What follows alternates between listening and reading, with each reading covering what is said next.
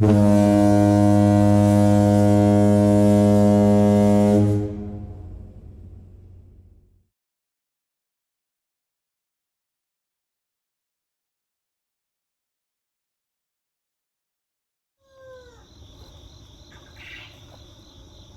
folks.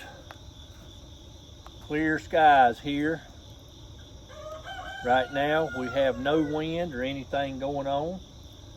Looks like this cold front is coming down, crossing the backside of West Virginia and Kentucky, has helped push the hurricane and hold it at bay out across the Atlantic there. Right now it's sitting about 210 miles. It's 6 a.m. right now. They're sitting about 210 miles, just a little bit southeast of Cape Hatteras.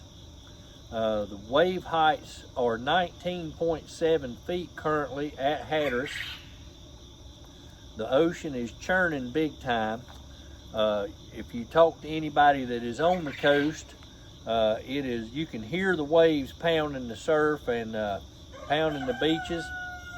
There's a lot of washing coming in, especially when the tide's up, and a lot of sand and stuff already evident of erosion going on. The Department of Transportation for North Carolina has built massive dunes to try to keep the overwash as minimal as possible on Highway 12. Highway 12 is now closed all the way from the Oregon area all the way down to Hatteras. So if you're sitting out there on that area, you decided not to evacuate, you're not going to be able to travel 12. You're kind of stuck in place, and that's where you're going to be until the storm subsides.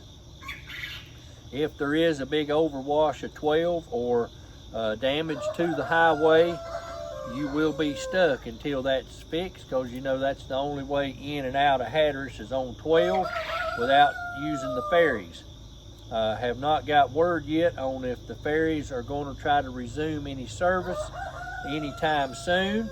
I'm sure all of the docks and all that stuff will have to be evaluated before any service resumes.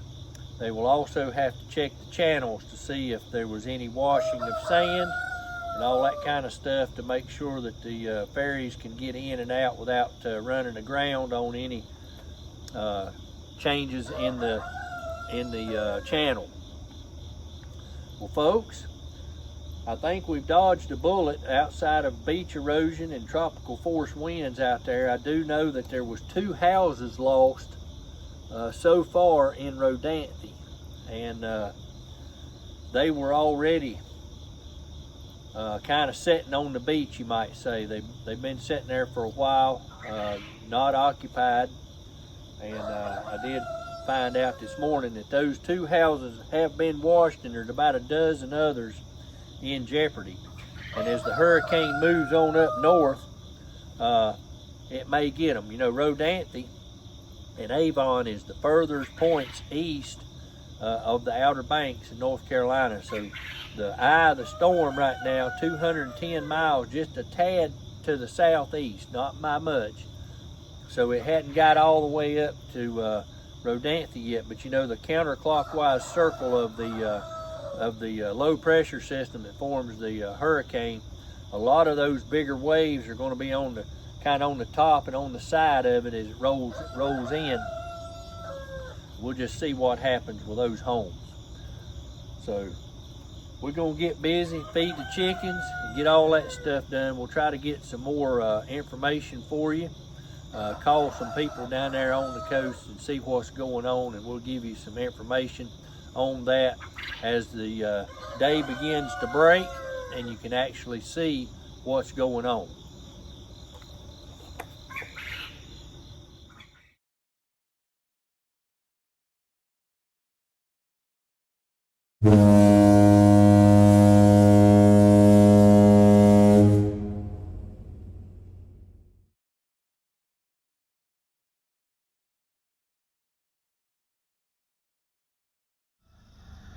Well, folks, early this morning, looks like we're no clouds here. And in this area, you can actually see the stars shining. We don't have any carpet clouds or anything like that. We just got clear skies, it looks like. I do see the moon back over that way. And we're getting ready to feed the chickens.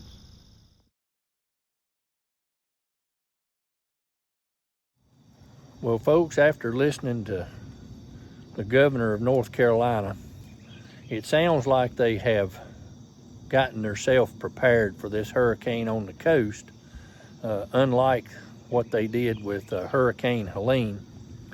It sounds like they've got stuff staged in various locations, 200 National Guard troops with high clearance vehicles. They've got swift water rescue teams on standby from Greensboro and Buncombe County and Wake Forest area. And you know, that's something they didn't have in place when Helene hit, and especially the National Guard troops. None of that was visible, none of it was talked about. But it seems like now, with the amount of people that was complaining about Hurricane Helene and everything and the response, it looks like they've actually stepped up now and trying to get things in order instead of sitting on their hands. And you know, there was a lot of people aggravated and mad about the response to Helene because it didn't come. But they've got stuff, it sounds like, in place on the coast, and way more organized. It was very disorganized and wasn't even, I don't even think a thought hardly when Helene hit. But with Erin on the coast, now I can feel a little breeze now, just a little bit. I don't know if that's coming from the coast or if it's coming from that front that's pushing this way. We are back now as it's daylight. In the last, what time is it? 6:30. In the last 20 minutes, we've got the gray carpet clouds back. I showed you on the other clip where the moon and the stars was shining. Well, that's gone now, and we're all clouded up again. We are expecting a chance of rain this evening. That'll be, if it rains, day 21, and 19 of the 21 then would have rain. We will see what happens. But the ground is saturated everywhere across the areas, especially at the coast. They're expecting rip currents throughout the week, and they're telling people do not get into water. They got a double red flag out, and it's just not a good idea to do. The fishing is now horrible because of the pounding surf, so you won't even be able to keep your sinkers in the water. You would need to have been down there a couple of days ago to capitalize on the opportunity to catch a lot of big fish. They've probably pulled back out into deeper water now and hunkered down. And we've got some information on the wild horses that we want to share on this video that we're going to give you some information on. And a lot of people have asked, well, what about the horses? What do they do? And we've got that information for you, and that'll be on toward the end of the video.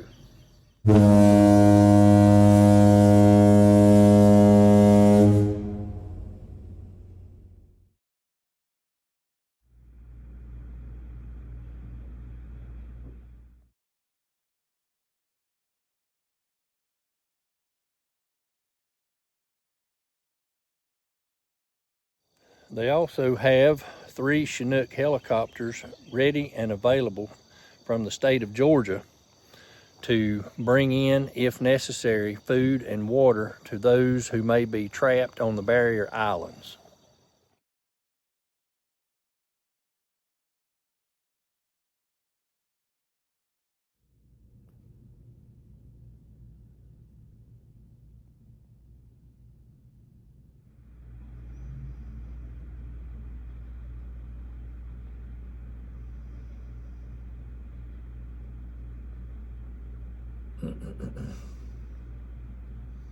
The NCDOT has crews staged down near the coast to be able to bring the crews in later on this week to start clearing the sand and highways and stuff. The North Carolina Highway Patrol is working to ensure that the evacuation routes are clear and ready for access.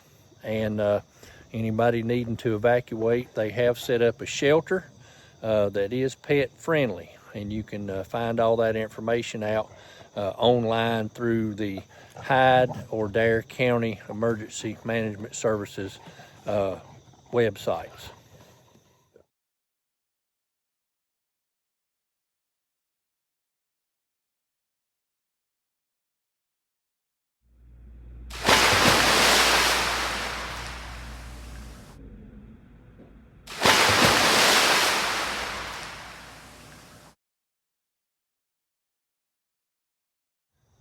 If you are still going to need to evacuate, it would be wise to make sure you have a copy of all your insurance policies, all important documents and things like that, and also pictures of valuables in your home just in case something happens. Now, whether the insurance will pay off or not is another big story, but a lot of these people on the coast have hurricane riders on their policies, so don't know how that's going to work, but we know how it worked in the mountains. Nobody was covered for anything.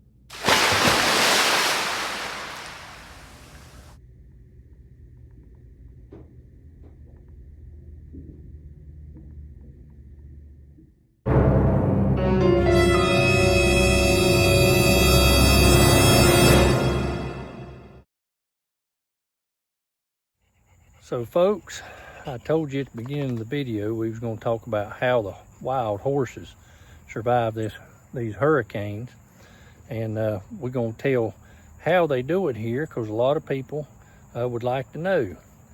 As the hurricane churn toward the Outer Banks, is whipping up a lot of big surf and forcing tourists to flee and the residents to flee.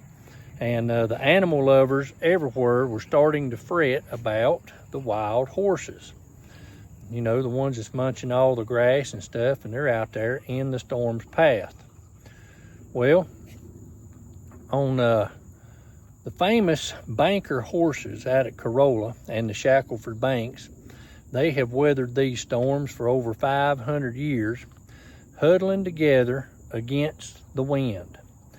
And contrary to the bogus social media posts with the fake AI generated pictures loaded on the tractor trailer trucks and cattle cars and cattle trailers, they are not being evacuated off of the barrier islands like they portray them to be.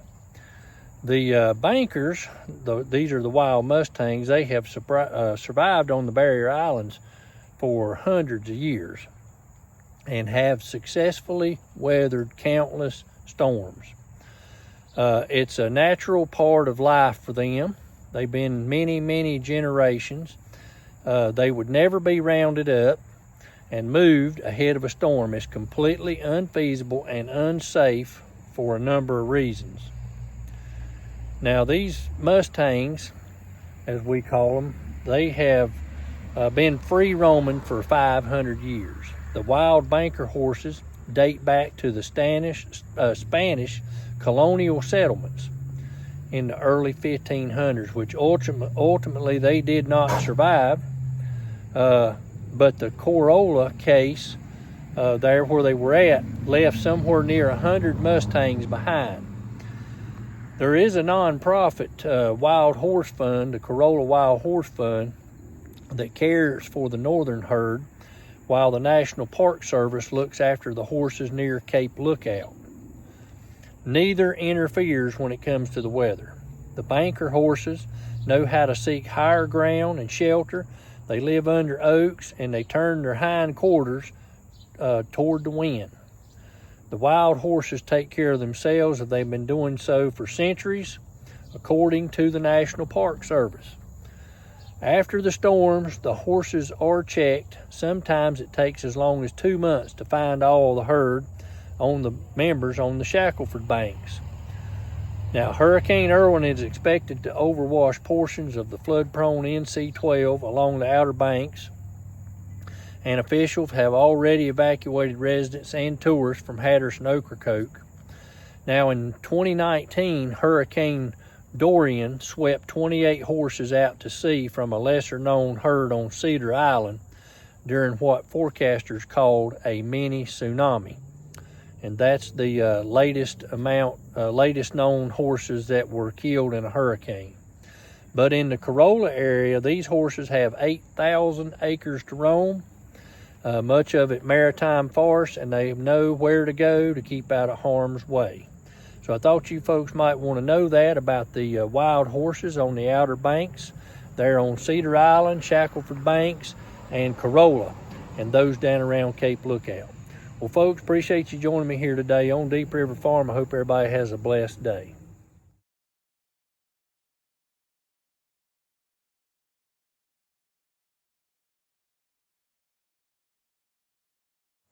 So, folks, now you know how the horses survive. They just huddle together.